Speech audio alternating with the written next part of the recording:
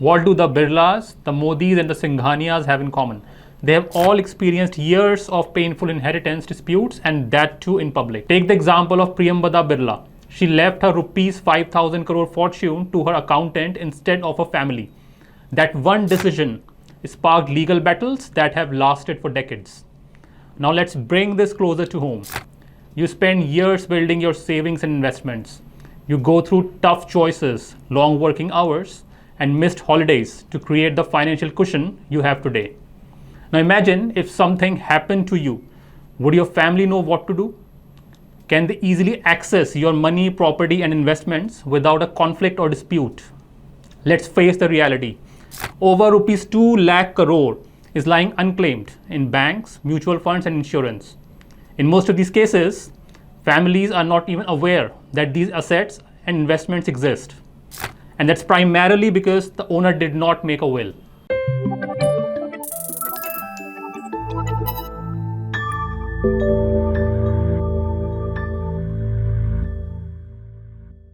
Hello and welcome to ED Money's YouTube channel. In this video, we will discuss what estate and succession planning really mean and how to do it properly. How do you make a watertight will that minimizes disputes after you are gone? We will discuss some lesser known aspects of passing your wealth to the next generation. So let's begin by understanding the meaning of estate and succession planning.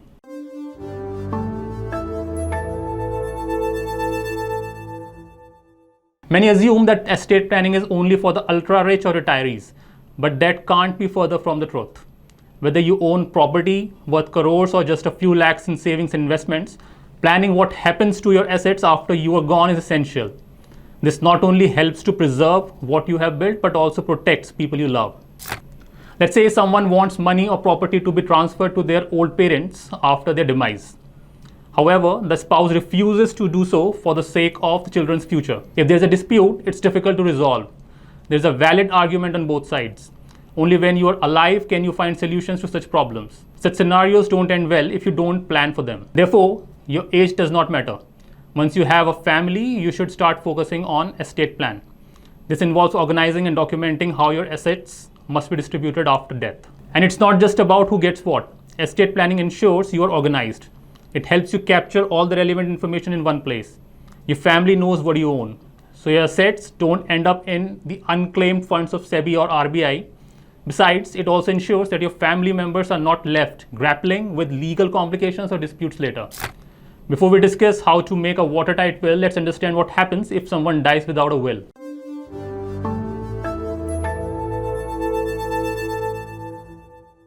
In legal terms, this is called dying intestate. Your assets don't automatically go to your spouse or children when that happens. Instead, the distribution happens based on succession laws. Each religion has different succession laws and it can get very complicated. For instance, the succession in Hindus, Buddhists, Jains, and Sikhs are governed by the Hindu Succession Act. It classifies legal heirs into different categories. For example, a person's spouse and children are class 1 legal heirs. Similarly, there are 5 such categories. On the other hand, the succession in Muslims is governed by Muslim personal law, where only 1/3 of the estate can be distributed through a will. There are different provisions for the rest of the assets. Without a will, it can take months, sometimes years, for banks and institutions to release funds and assets. Your family may have to run from one office to another just to prove their right to what you left behind. Here's the problem. These laws may not align with your actual wishes. Maybe you want to give more to one child or leave something for a grandchild or even donate to a cause. But without a clear legal document, your wishes may not be fulfilled. That's why writing a will, even a simple one, is not just smart, it's necessary. So let's dive deep into the concept of will.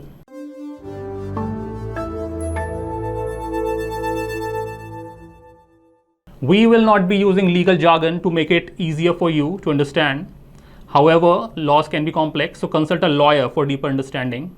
Now, let's say you made a decision, you want to write a will. What does that process look like? You don't need a lawyer or complicated paperwork to get started. A will can be handwritten or typed. What matters is clarity. Once you understand the process, you can make one within minutes. A will should clearly state these 7 points. First, who are you? Second, you are of sound mind.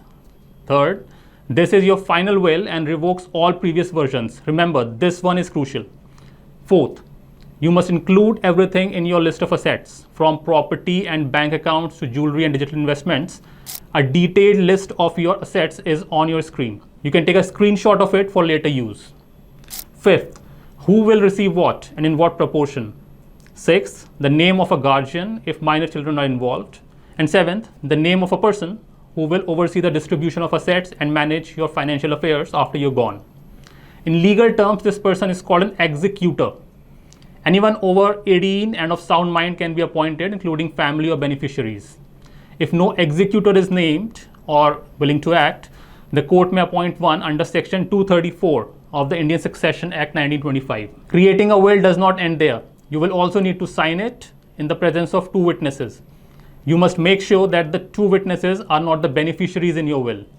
To make it easier, you can also sign up for an online will service that takes you through this process step by step. You can make a will online on the portal, download it, and get the signature and attestation done. This could be an easier way that saves you a lot of time. In most cases, the data is not stored with the company, so if you want to make a new will, you will need to pay again. You can check the offerings from SBI Trustee My Will Services, HDFC Securities, ICICI Securities, and Willgenie.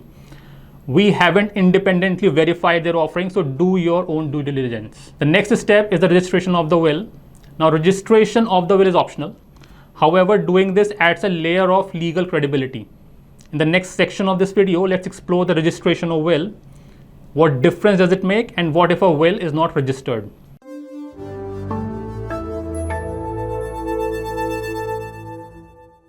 Although Indian law does not make a registration of a will mandatory, it is highly advisable. As per Section 18E of the Indian Registration Act, registration of a will is optional. However, registering a will enhances its credibility and makes it more difficult to challenge. We will return to this in a minute or so. Before that, let's quickly understand how a will is registered. Registration involves presenting the signed will to the sub-registrar's office within the jurisdiction where the testator resides or where the property is located. The testator must appear in person along with the two attesting witnesses with valid ID proofs. The will is then officially recorded and stored, and a nominal fee is charged for registration, which varies by state. Let's now discuss whether a registered will makes the entire process more watertight. Legally, both registered and unregistered wills hold equal weight, provided they are validly executed. There's a landmark ruling by the Supreme Court. The Apex Court said that registration of a will does not automatically validate it. However, it significantly strengthens its evidentiary value. Registration gives the will a presumption of authenticity. In contrast, an unregistered will, though legally valid, may require more rigorous proof if its validity is questioned. At present, you need to visit the sub-registrar's office in person to register the will, along with witnesses. At present, there are no provisions to register the will at home or digitally. Now, it is important to understand that even a registered will can be challenged in court. However, the grounds for such a challenge are limited to coercion, fraud, mental incapacity, or improper execution. Courts generally uphold a registered will unless compelling evidence is presented to suggest otherwise. Conversely, if an unregistered will is contested, the onus is greater on the beneficiaries to prove its legitimacy, especially if disputes rise among legal heirs. For those with significant assets, complex family structures, or a high rank of disputes, it is wise to both register the will and consider consulting a legal professional to ensure clarity and enforceability.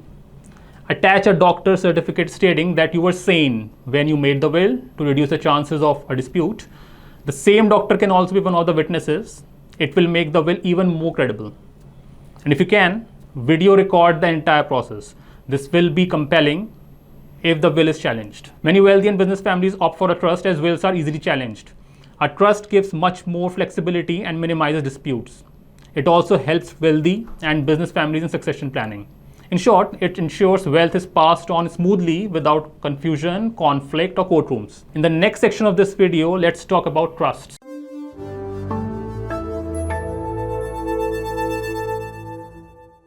A trust is a powerful tool in estate planning. After you register a trust, you transfer your assets to the trust, which becomes the owner of the assets. You can create a trust during a lifetime, which is called a living trust. You can also make provisions in your will to create a trust after your death. This is known as testamentary trust. Once the assets are in the name of the trust, it's difficult to challenge them legally. A trust allows you to be highly flexible. For example, you can make investments through a trust and decide how the returns from these investments will be distributed to beneficiaries and philanthropic activities. You can delay the distribution of wealth as long as you wish. You lay out a procedure for the successor of your business based on conditions. Let's also face the harsh truth of how things work in India. Many business families don't want the married daughters to stake a claim in the family business. So they use trust to distribute assets to their daughters while keeping them out of the family business. Now the question is whether you should opt for this. A trust can be an expensive affair. While you are alive, you can be the trustee. But once you are no longer around, you must appoint trustees who may charge a fee to run it as you envision, and this can be in lakhs. A trust makes sense if you have the kind of assets that justify the fees of running it. Finally, let's discuss 7 aspects of estate planning that most people either ignore or are unaware of.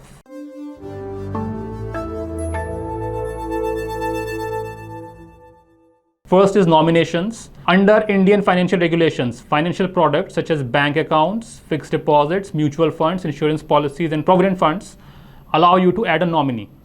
This person will receive the proceeds after your death. However, people often confuse nomination with inheritance. It's not the same.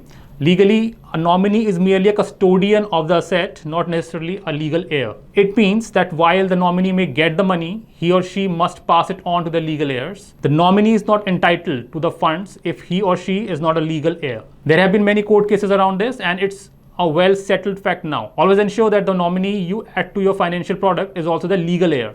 If not, the nominations should align with what's written in your will. Second point is joint ownership. Now, many people have joint assets with spouses, parents, or children. For example, co-owners in a property or a joint bank account. When property is held jointly with survivorship rights, the surviving co-owner automatically becomes a sole owner upon one person's death. This doesn't require a will, and this can drastically cut down the time, paperwork, and stress involved in asset transfer. However, even in this case, ensure the joint ownership is structured correctly. Your nominations, joint ownership, will, etc. must work together. There should not be a disparity in any documents, otherwise there can be confusion and disputes. Third point is digital assets. In today's world, digital assets form a growing part of my personal wealth. This includes cryptocurrencies, online trading accounts, domain names, digital wallets, and even intellectual property like blogs or YouTube channels. Unfortunately, Indian succession laws have not yet caught up with the complexities of digital ownership.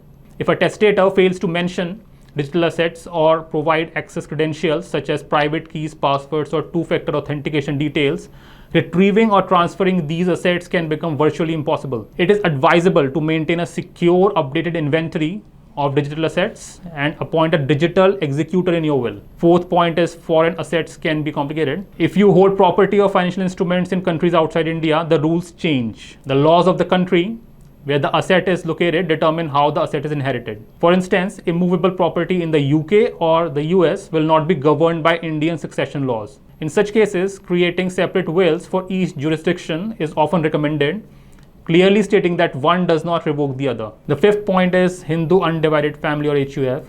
Usually all the family members have equal rights in the ancestral properties, as such assets are considered part of the Hindu undivided family. The head of the family cannot distribute ancestral property the way he or she likes. Every member, by default, has an equal right by birth. Sixth is judicial nuances. Most people don't realize that getting a will legally validated, which is called probate, is not always required. In India, probate is mandatory only if the will involves immovable property located in Mumbai, Kolkata, or Chennai. Outside the cities, you usually don't need probate unless a bank or financial institution specifically asks for it. Seventh and the final point is residual clause in a will, which is also the silent protector. The most underappreciated feature of a will is the residuary clause. This catch-all provision deals with any asset not explicitly mentioned in the document. People often acquire new assets like a late inheritance, a new investment, or a forgotten insurance policy after executing their will. Without a residuary clause, these assets may pass under intestate succession laws, which defeats the very purpose of having a will.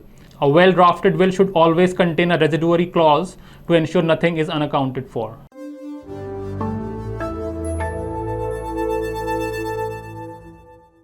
You have worked hard all your life. You have saved, sacrificed, invested, and built a future, not just for yourself, but for your loved ones as well. So ask yourself this: why leave it all to chance?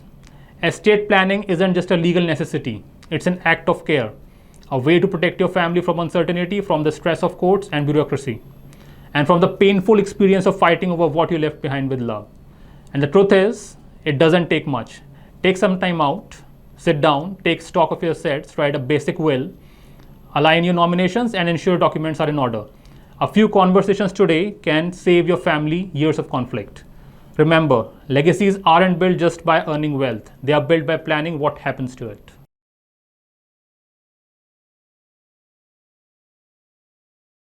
Mutual fund investments are subject to market risks. Read all scheme-related documents carefully.